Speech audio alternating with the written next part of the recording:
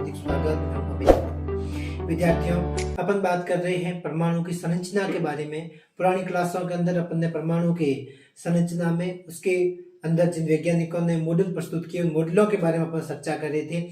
आज अपन उसी मॉडल को विस्तृत खत्म कर रहे हैं। मॉडल किस तरीके से, जो लास्ट जो मॉडल आ रहा है वो है नील्स बोर का परमाणु मॉडल।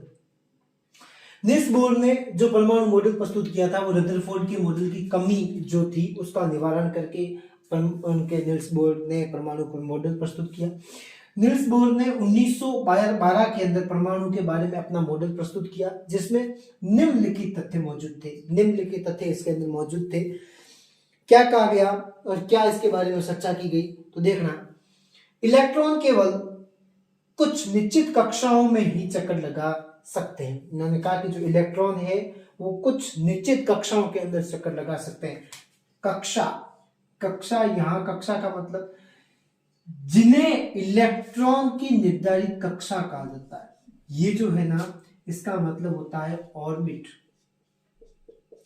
ठीक है। और सामान्य रूप से अपन कक्षा को रूम भी कहते हैं, ठीक है। तो सामान्य रूप में जो ऑर्बिट होता है, जो रूम होता है, इसके अंदर चक्कर लगाते हैं। तो नील्स बोर ने क्या कहा, इलेक्ट्रॉन केवल एक निश्चित कक्षाओं में चक्कर लगा सकते हैं, जिन्हें इलेक्ट्रॉन की निर्धारित कक्षा कहा जाता है। एक निर्धारित कक्षा होगी, उसके अंदर चक्कर लगाते हैं। विद्यार्थियों, जैसे सूर्य के चारों तरफ ग्रह चक्कर लगाते हैं, इसी प्रकार जो मध्य पॉइंट होता है, मिड पॉइंट होता है, वो होता है नाभिक।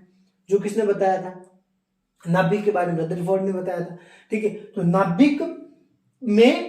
नाभिक बीच का पॉइंट, उसके चारों तरफ चक्कर लगाते हैं। कौन लगाते हैं चक्कर? इलेक्ट्रॉन लगाते हैं। विद्यार्थी चित्र में ध्यान से देखना, ये जो है ना, ये निर्धारित होगा और इसके अंदर इस तरीके से क्या करेंगे, चक्कर लगाएंगे। कौन चक्कर लगाएगा विद्यार्थियों?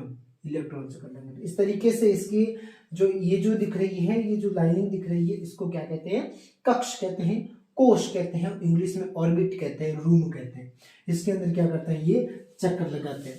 इन निर्धारित कक्षाओं में चक्कर लगाते हुए ये इलेक्ट्रॉन अपनी ऊर्जा को विकिरण नहीं करते, ठीक है। मतलब ये सामान्य रूप से एक चक्कर लगाते हैं इसके चारों तरफ, अपनी कक्षा के अंदर चक्कर लगाते हैं, और ये इलेक्ट्रॉन अपनी ऊर्जा का विकिरण नहीं करते, ऊर्जा को विकिरित नहीं करते। किसी भी परमाणु के इलेक्ट्रॉन की ऊर्जा में बदलाव इन इलेक्ट्रॉन की कक्षाओं में स्थानांतरण के कारण होता है। कोई भी परमाणु में उसकी इलेक्ट्रॉन की ऊर्जा में जो निर्धारण होता है, जो बदलाव होता है, इन इलेक्ट्रॉन की कक्षाओं में स्थानांतरण के कारण होता है। जिस तरीके से कक्षाओं के अंदर इलेक्ट्रॉनों का निर्धारण होगा, जिस तरीके से किसी कक्षा के अंदर इलेक्ट्रॉन को स्थानांतरित किया जाएगा, उस हिसाब से उस तरीके से क्या होगा, इसका मतलब क्या होगा, इसका बदलाव के कारण स्थानांतरण का कारण होता है। स्थानांतरण का महत्वपूर्ण कारण होता है। ये सबसे महत्वपूर्ण टॉपिक जो इसके परमाणु की संरचना के ऊपर प्रस्तुत किए गए थे। अब हम आगे देखते हैं किस तरीके से प्रत्येक तत्व के अंदर इलेक्ट्रॉन को किस तरीके से भरा जाता है और कैसे उसकी प्रक्रिया रहती है और किस तरीके से क्या होता है, उसके बारे में अपन चर्चा करेंगे। देखा विद्यार्थियों, अगला एक और नाभिक के अंदर एक और मतलब खोजा गया था, जिसे कहते हैं न्यूट्रॉन। क्या कहते हैं? न्यूट्रॉन।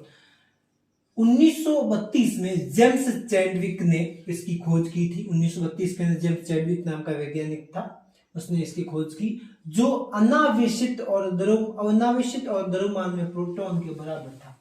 अनावेशित मतलब आवेश रहित, किसी प्रकार का आवेश नहीं था, और द्रव्यमान में किसके बराबर था? प्रोटॉन के बराबर था। इसका नाम क्या दिया गया? न्यूट्रॉन नाम पड़ा। क्या नाम पड़ा? न्यूट्रॉन नाम पड़ा। ये हाइड्रोजन को छोड़कर सभी तत्वों के नाभिक में रहते हैं, केवल हाइड्रोजन के अंदर नहीं रहता, बाकी सभी तत्वों के नाभिक में रहता है। इससे सामान्यतया स्मॉल एन से प्रदर्शित करता है। किससे प्रदर्शित करते हैं विद्यार्थियों? स्मॉल एन से इसको प्रदर्शित करते हैं, दर्शाते हैं। परमाणु का द्रव्यमान नाभिक में उपस्थित प्रोटॉन व न्यूट्रॉन के द्रव्यमान के आधार पर निर्धारित किया जाता है। किसी भी परमाणु का जो द्रव्यमान होता है वह नाभिक में उपस्थित प्रोटॉन और न्यूट्रॉन के द्रव्यमान के आधार पर क्या किया जाता है विद्यार्थियों? निर्धारित किया जाता है।